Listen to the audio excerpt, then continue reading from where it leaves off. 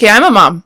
I don't know if you know that. And I'm a mom that does keto, not because she wants to, okay, I do want to, but because I realized that when I did keto, I was just a better version of me. So when I am in ketosis, I am a better mom. I am better at keeping the house clean. I am better at doing my job and showing up for you guys when I am in ketosis. Everything in my life gets better when I am in ketosis. The problem is that it's hard. I have kids who are not ketogenic, a husband who is not always ketogenic, and even myself, not always ketogenic. There is balance in this world. But if I want to reap the benefits of being in ketosis, I have to figure out how to do that despite the obstacles. There are always going to be obstacles. It's what do we do in order to find a way to be successful despite the obstacles. This is the difference between someone who is successful and someone who is not, because you can look at the obstacles and decide just not to do it and give up because it's too hard, or you can find solutions. I am going to give you solutions that I have discovered on my path to figuring out how to keto as a mom with kids and a husband who don't. And I know you already have a million things going on and you're not looking for more work. So when I tell you the ultimate solution that I have for you does not create more work, that in this video you're going to learn how I do it without creating more work for myself, you're going to be mind blown at how simple this can be. My first tip is don't start with this expectation that you are suddenly just going to be perfect at doing keto, that you are not accidentally going to walk by the snack container and grab a snack or finish your kid's sandwich or the things that you're used to doing. You have habits and pretty much what I would call automatic processes in your body right now where food ends up in our mouths. So if you expect yourself to be perfect and you find that food in your mouth, you're going to be mad at yourself. Don't. This truly is about changing habits one at a time.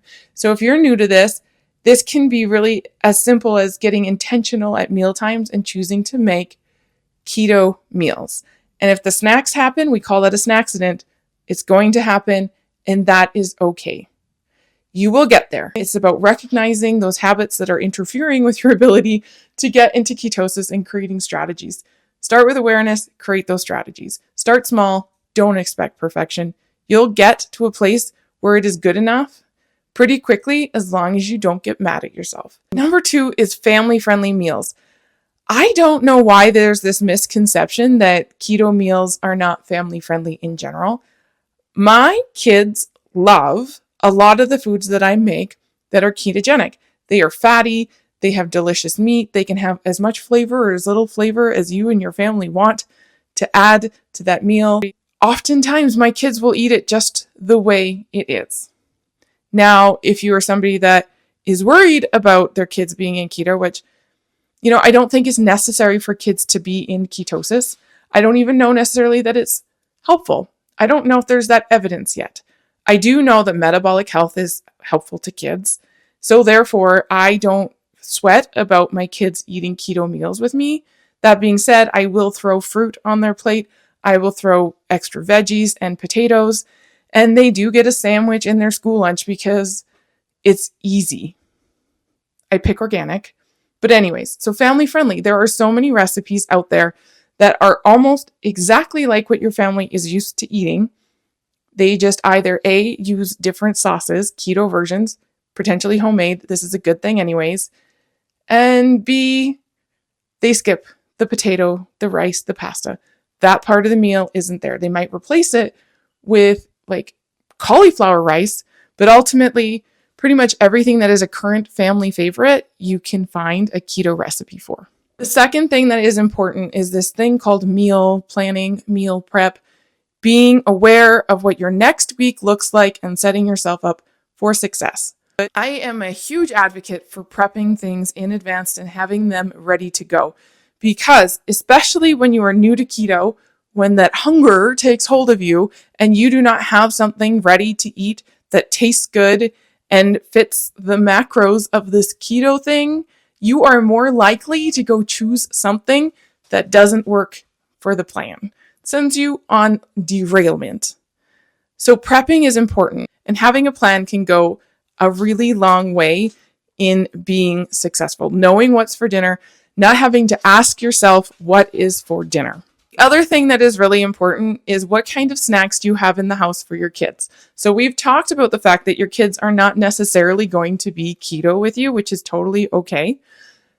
But I'm also not going to put the snacks in the house that I can't say no to. You know what I'm saying? So if they have a snack that I particularly love, like say there's Halloween candy and there's a coffee crisp bar just hanging out on the shelf in my house, that's not going to help me stay on plan, right?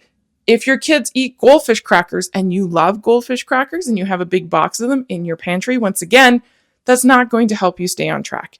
So for a little while, I would even recommend the first 3 weeks to a month of this new lifestyle shift, don't keep the snacks in the house that you really want to eat. Find some middle ground with the kids. Maybe it's some granola bars. I'm not sure. But put something in the pantry that isn't going to make you want to eat it. In that first week when you are getting into ketosis,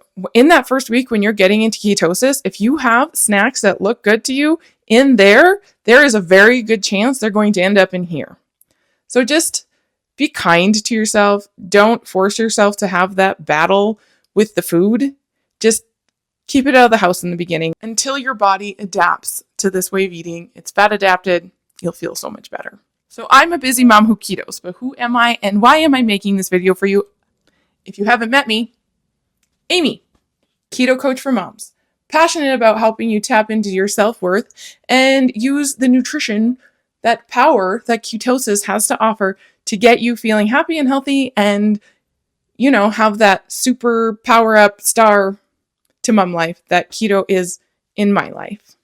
Another thing that you can do, and this is a huge one, to be successful on keto and making it something that sticks in your life long term, is to not expect yourself to go it alone.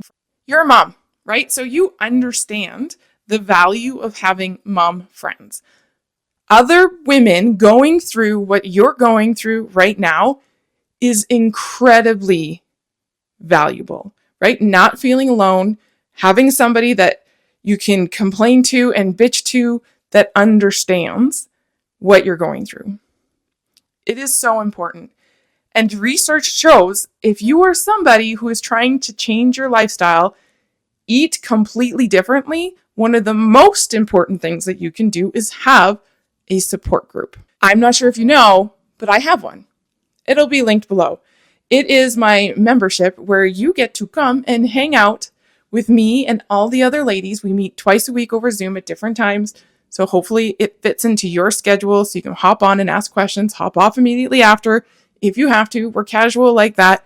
It needs to fit with a hub where we can ask questions, we can share wins, struggles, whatever it is, cheer each other on, offer that community that I know a lot of us crave and connection that we crave. And on top of it, every week you'll get a meal plan, which means you won't have to count macros. You won't have to plan what's for dinner. You won't have to do anything other than buy the food and cook it because you'll know exactly what to eat to get into ketosis, how to modify the meals so your families like them even more, and you can know that the recipes are tried and true in my family with my picky kids. So if you want to be successful on keto so that you can get all the benefits I get, like the energy, the motivation, the desire to do things, the zest for life, some would say, then consider joining my community because we're going to have fun, because we're going to make mistakes, and we're going to continue to learn together on how our bodies can feel as good as possible so that we can show up for our kids in completely new and different ways. Be the mom that we want to be for our kids, active and fun and playful and feel good in clothes, all of those things. The link is down below. I hope to get to know you better inside the community.